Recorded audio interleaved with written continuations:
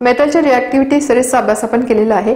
यामध्ये मेटल त्यांच्या रिॲक्टिव्हिटीच्या according arrange केलेले असतात। याचा अर्थ काय, या सिरीजच्या जे टॉपला मेटल्स असणार ते हायली रिॲक्टिव्ह असणार आहे।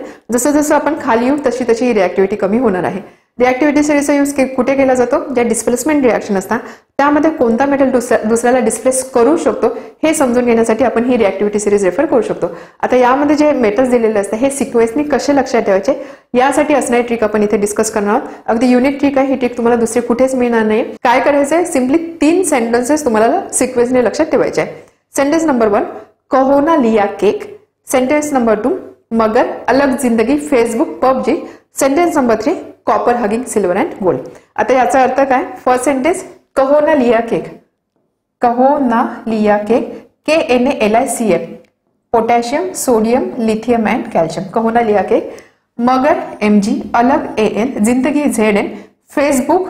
तर यामध्ये फेसबुक हा जो वर्ड आहे हा तुम्हाला 2 मेटलसाठी कन्सिडर करायचा आहे। Fe नंतर SN आहे, so Facebook, PUBG PB that is laid.